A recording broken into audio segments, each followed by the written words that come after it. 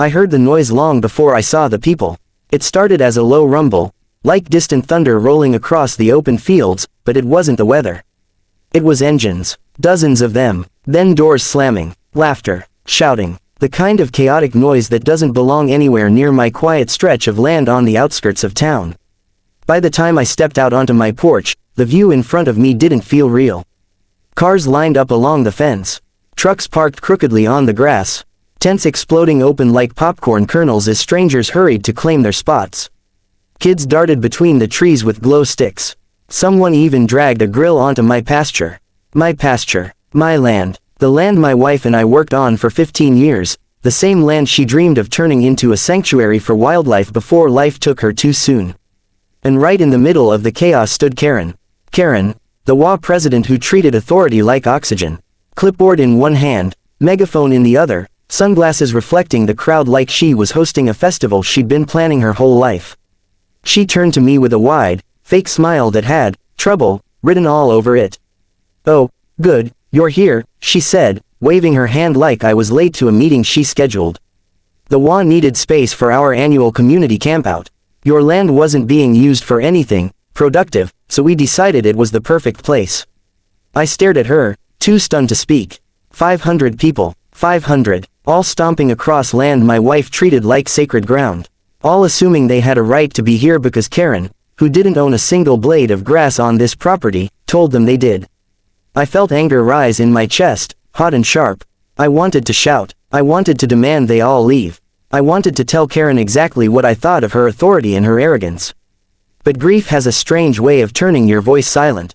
So instead, I turned away. I walked past the campers, past the boot prints digging into the soil my wife used to tend, past the noise that drowned out every quiet memory I still held on to. I walked straight to my barn. Straight to my beehives, where the only living things left on this land still knew how to respect it. Inside the barn, the familiar scent of wood, hay, and warm honey wrapped around me like an old blanket. It was quiet here, so quiet it felt like stepping into another world. The chaos outside faded into a distant echo, replaced by the soft, steady hum of thousands of tiny wings from my beehives. The bees were the only thing that made sense anymore. After my wife passed, I almost gave up keeping them. But standing here now, looking at the hives she loved so much, I could hear her voice again. "Bees don't rush, Henry. They move with purpose. They think before they sting." Funny how I remembered that line at the exact moment when all I wanted to do was sting the world back. I wiped my palms on my jeans and stared at the wooden boxes. I didn't have a real plan, not a thought-out one, not a reasonable one, just a surge of frustration that demanded an outlet. Karen had crossed a line, and 500 guests didn't belong on my land. I knew it, she knew it, everyone except the people trampling the grass knew it. My eyes drifted to the handcart leaning against the wall. Before I could talk myself out of it, I wheeled the cart toward the first hive and carefully lifted it. The bees stayed calm, a sign my wife always said meant I was doing the right thing. I wasn't so sure tonight.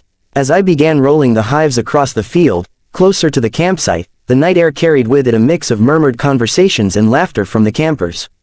They had no idea what was coming. I wasn't planning to hurt anyone, and the bees weren't aggressive, but I knew the sight alone would create panic. And panic arrived right on schedule. The moment I set the first hive down near the edge of the tents, a chorus of screams erupted. A man dropped his folding chair. A teenager ran straight into a cooler. Someone yelled, "Bees!" He brought bees. Karen shrieked orders through her megaphone like she was trying to conduct an orchestra of terrified humans. But then something unexpected happened. A small voice emerged from the chaos, soft, gentle, completely unafraid. "Sir, your bees are pretty." I turned to find a little girl standing beside me, her eyes wide with wonder, not fear. She wasn't shaking. She wasn't screaming. She was smiling, just like my wife used to when she watched the bees. In that single quiet moment, her words pierced through every layer of anger inside me, calming me faster than the bees ever could. And suddenly, I wasn't so sure this was about revenge anymore. The little girl kept her eyes fixed on the hive, her hands clasped behind her back like she'd been taught not to touch anything unless invited. Her calmness was disarming, almost surreal, considering half the campsite was running around like they'd just witnessed a horror movie in real life. Before I could even respond to her, a woman sprinted toward us, breathless, face flushed with panic. Her eyes widened when she saw how close her daughter stood to the hive. "Oh my God, Emily," she cried, grabbing the girl's shoulders. "Honey, you can't just wander off like that. You scared me to death." Then she turned to me, her voice shaking. "Sir, I am so sorry. She's fascinated with bees. She didn't mean to bother you." I held up a hand. "She's not bothering me. She's fine." The woman exhaled, relief softening her features. Her clothes were dusty from the grass, her hair tied back in a messy bun. She didn't look entitled or careless, just tired, like most people trying to give their kids a memory that didn't involve screens. Then she said something that hit me harder than I expected. "Karen told us this land was public. She said it belonged to the community." Public. The word hung in the air like a stone I couldn't catch before it fell.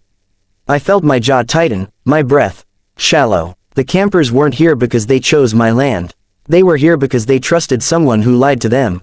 My anger was still there, but now it had a direction. As I looked around, I noticed things I'd missed through the haze of frustration. Families grilling burgers together, parents helping their kids roast marshmallows, couples laying blankets under the trees. They weren't destroying my land out of disrespect, they were simply doing what families do when someone tells them they're welcome. Emily tugged my sleeve gently. "Can you show me the bees?" she asked, her voice almost a whisper. For a moment, I hesitated. I hadn't taught anyone about bees since my wife passed. She was the one who knew how to explain things with warmth, with patience. She believed bees weren't just insects, they were lessons about life. But standing here, with this little girl whose curiosity mirrored my wife's, something softened inside me. "Yeah," I said quietly. "I can show you." Her face lit up like the sunrise. And just like that, what started as a night of anger began shifting into something I didn't expect, connection. Emily stood beside me with the kind of quiet excitement only a child can hold, eyes bright, chin lifted, feet planted firmly like she was ready to learn absolutely everything about the world in one night. Her mother lingered behind her, worried but trusting me now more than she had 2 minutes ago. I knelt beside the hive and gently tapped the lid, listening to the soft vibration inside. "Bees are like tiny workers," I said. "They have jobs, families, routines. They don't sting unless they think they have to." Emily nodded with a seriousness that made me smile for the first time that night. Word must have spread quickly, because soon, more people drifted over, some curious, some cautious, all looking to understand what was happening. A dad carried his son on his shoulders. A young couple held hands. Even a few teenagers, who moments ago had sprinted away shrieking, edged closer with embarrassed grins. It wasn't fear anymore, it was fascination. I lifted the frame slowly, and the golden comb glowed in the lantern light. Gasps rippled through the small crowd. The bees moved calmly across the honeycomb, their tiny bodies shimmering like little drops of sunlight. "That's amazing," someone whispered. "How do they know what to do?" Another asked. I answered, explaining how bees communicate, how they protect their queen, how every single one of them has a purpose.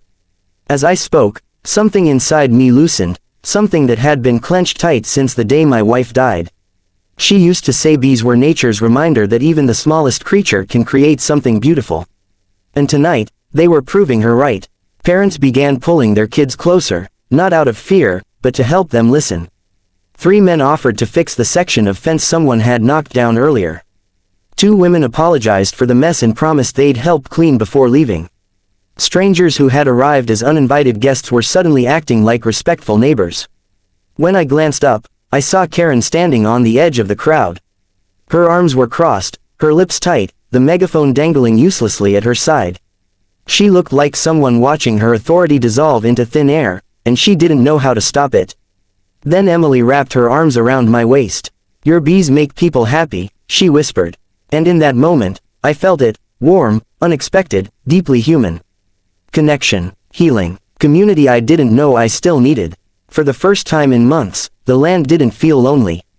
It felt alive again. By the time the moon rose high above the trees, the campsite felt completely different. The earlier chaos, the shouting, the running, the panic, had transformed into a gentle hum of people working together. Lanterns glowed softly across the field, and families moved like a small army of quiet helpers, cleaning up the damage they hadn't realized they'd caused. A group of dads hammered the fence posts back into the ground. A teenage boy who had screamed the loudest earlier was now filling trash bags like he was trying to redeem himself. Emily's mother swept up broken twigs and flattened grass, pausing every few minutes to make sure her daughter was still safely beside me. And Emily, well, she stayed glued to my side the entire time, asking questions about bees, the land, and even my wife. Kids have a way of asking innocent questions that hit deeper than they realize. "You must miss her," she said quietly, touching the hive like she was greeting an old friend. I nodded, unable to speak for a moment. "Yeah, I do." But for the first time in a long time, the ache didn't feel like a hole. It felt like a memory, a warm one, living gently in the background instead of crushing my chest. When the work was nearly done, each family started lining up to say goodbye. Some offered handshakes, some offered hugs, some simply looked me in the eye and said, "Thank you." The kind of thank you that carries real weight, like an apology wrapped in gratitude. A few even asked if they could visit again, to help with the bees, to plant trees, to be part of something bigger than the HOA meetings they were used to. I didn't say yes, but I didn't say no either. As the last car pulled away, Karen marched up, clearly wanting to reclaim whatever control she thought she still had. But no one was there to listen anymore. Her authority had evaporated the moment people found something real, connection, kindness, purpose. She opened her mouth to speak, but all that came out was a frustrated sigh. Then she walked off, heels sinking into the soft ground, disappearing into the night. When the campsite finally emptied, I noticed a small note taped to one of the hives. Emily's handwriting, messy, crooked, but full of heart. "Thank you for sharing your bees. They helped you, and today they helped all of us." I stood there alone, the cool night wind brushing against my skin, the bees humming softly behind me. And unexpectedly, beautifully, my land didn't feel empty anymore. It felt hopeful, alive, shared, exactly the way my wife always wanted it to be.